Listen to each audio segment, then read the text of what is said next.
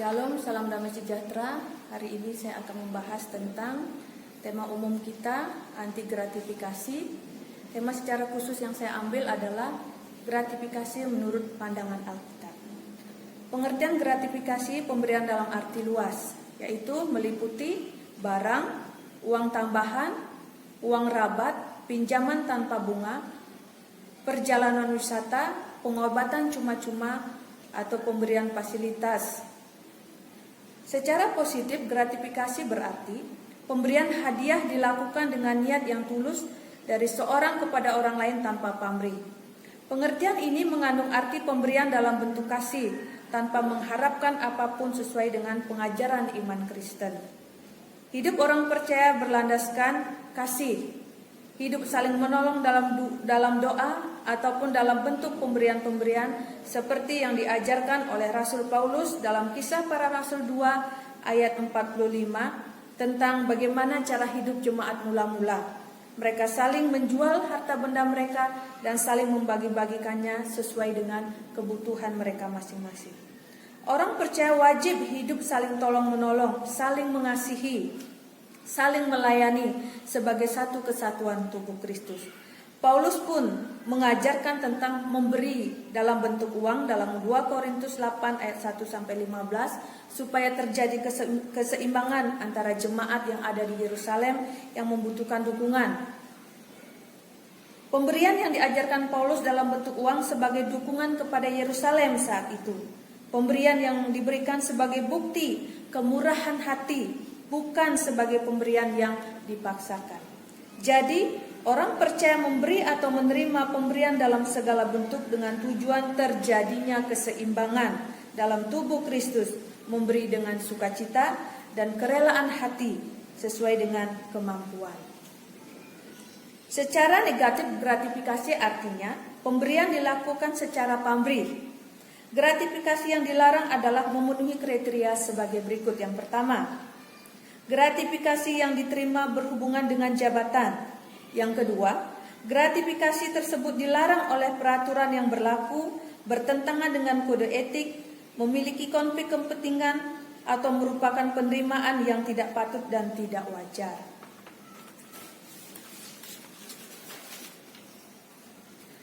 Perspektif gratifikasi secara sederhana adalah usaha atau tindakan untuk memuluskan rencana atau mempengaruhi sebuah keputusan dengan cara memberikan sesuatu.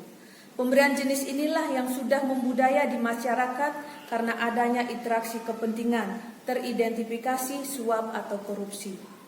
Adanya penyalahgunaan kekuasaan karena faktor suap ataupun korupsi membuat pemegang jabatan tidak lagi bisa profesional dalam melakukan tugasnya. Kisah anak-anak Imam Eli dalam 1 Samuel 2 ayat 13-15 menyatakan bahwa anak-anak Imam Eli menyalahgunakan kekuasaannya, kedudukan posisi sebagai imam untuk kepentingannya sendiri. Mereka mengambil bagian persembahan korban bakaran yang bukan menjadi haknya. Mereka mengambil bagian Tuhan ataupun bagian yang dikhususkan untuk parkir miskin. Dalam Mika 3 ayat 11, para kepala memutuskan hukum karena suap dan para imam memberi pengajaran karena bayaran. Kasus suap sudah seperti penyakit kronis yang susah untuk diberantas karena prakteknya sudah menjalar di berbagai institusi kepemerintahan ataupun swasta. Pertanyaannya adalah, mengapa orang melakukan suap? Yang pertama, habit atau gaya hidup. Suap sudah menjadi gaya hidup di masyarakat sejak berabad-abad di kalangan birokrat ataupun pengusaha. Suap sangat memudaya sehingga sulit untuk diberantas. Suap seperti menjadi hal yang wajar untuk dilakukan dalam perebutan kekuasaan, kejayaan, ataupun kepentingan yang lain untuk tercapainya keinginan seseorang. Suap semakin membudaya karena ada faktor lingkungan yang mendukung praktek ini terus berlangsung. Dari institusi kecil ataupun besar, seperti jaringan yang sudah terorganisir. Lingkungan yang paling rentan dengan kasus suap adalah pengadilan karena ada penerima dan pemberi.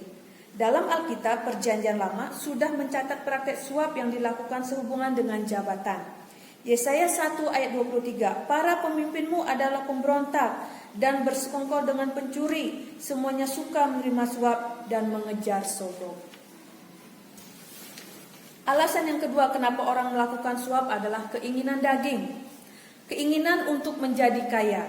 Amsal 23 ayat 4 dan 8. Janganlah bersusah payah untuk menjadi kaya. Suap yang kau makan akan kau muntahkan. Ayat ini menyiratkan keinginan untuk menjadi kaya dengan bergaul dengan pembesar-pembesar, ya, untuk menerima suap atau memberi suap. Dalam Perjanjian Baru, keinginan untuk menjadi kaya disamakan dengan menjadi hamba uang. 2 Korintus 3 ayat 2. Manusia akan mencintai dirinya sendiri dan menjadi hamba uang. Keinginan untuk mempengaruhi sebuah keputusan karena satu kepentingan. Mika 7 ayat 3. Tangan mereka sudah cekatan berbuat jahat. Pemuka menuntut, hakim dapat disuap. Pembesar memberi keputusan sekehendak hatinya dan hukum mereka putar balikan. Mengapa Allah melarang praktek suap? Alasan yang pertama adalah Allah membenci ketidakadilan. Ada 2 kritik kenabian yang menjadi pengajaran dalam firman Allah Perjanjian Lama, yaitu hubungan manusia dengan Allah dan penegasannya tentang hubungan manusia dengan sesamanya tentang perilaku ketidakadilan. Hukum ketidakadilan yang harus dilakukan manusia dengan sesamanya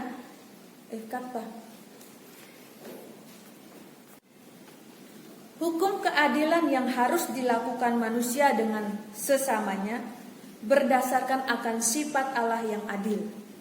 Allah menuntut supaya umatnya memperjuangkan keadilan tersebut.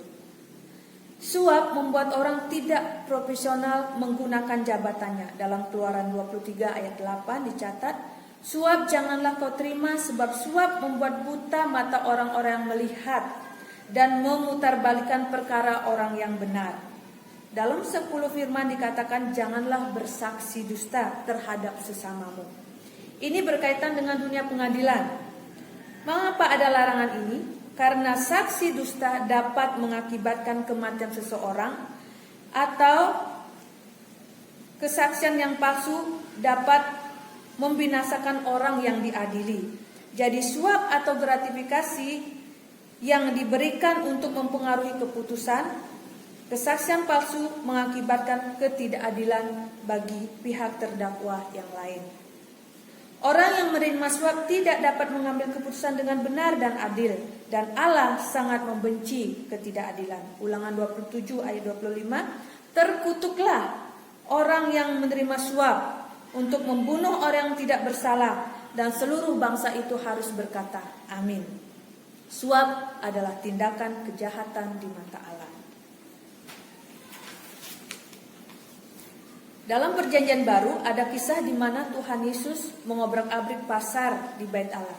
Dalam Markus 11 ayat 15 sampai 19, Yesus mengobrak-abrik meja para penukar uang. Saat itu ada kebiasaan memberi persembahan dalam rupa uang. Tetapi salah satu persyaratannya adalah uang yang bergambar kaisar tidak boleh dipersembahkan kepada Allah. Karena kaisar itu adalah orang kafir. Mata uang yang bisa dipersembahkan di Bait Allah adalah mata uang Tirus dan mata uang Sidon. Supaya bisa mempersembahkan uang di Bait Allah, mereka harus menukar mata uang Romawi dengan mata uang Tirus dan Sidon. Pada saat penukaran uang tersebutlah terjadi praktek korupsi yang dikritik oleh Yesus. Karena ada permainan antara pegawai Bait Allah yang mengantongi izin dan otoritas dari Bait Allah, yaitu imam besar yang berkuasa saat itu adalah Hanas dan Kayafas. Ada dugaan bahwa pegawai Bait Allah menyuap para imam besar supaya dapat melakukan praktek penukaran uang. Jelas tersirat bahwa Yesus marah karena terjadi praktek korupsi dan suap.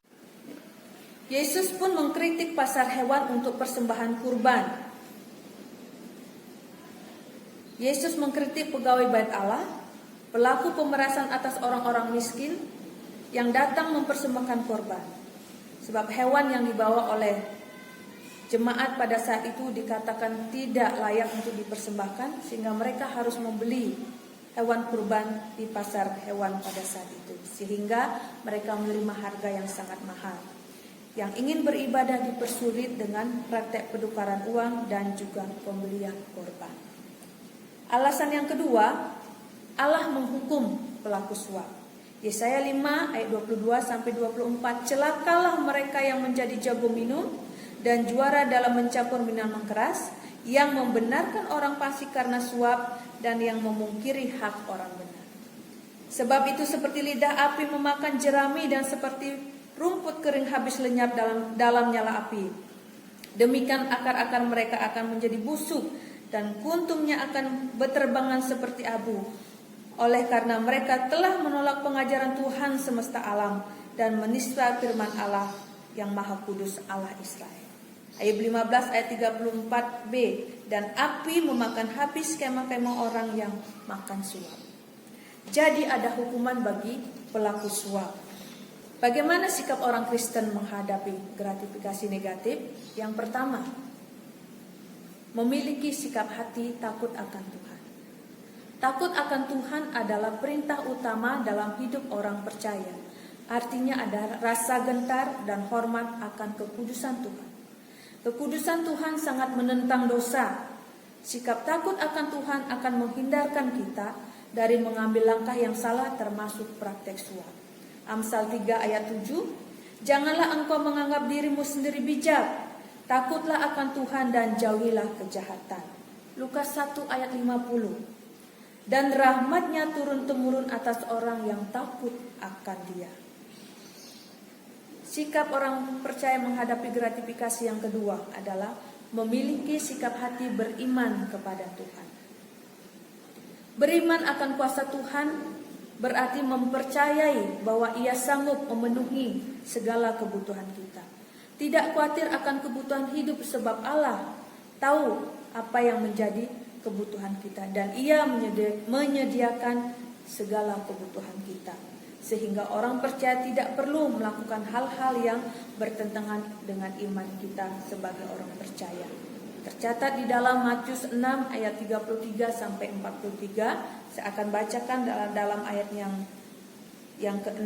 dalam pasal 6 ayat yang ke-33. Carilah dahulu kerajaan Allah dan kebenarannya, maka semuanya itu akan ditambahkan kepadamu. Apa yang akan ditambahkan kepadamu?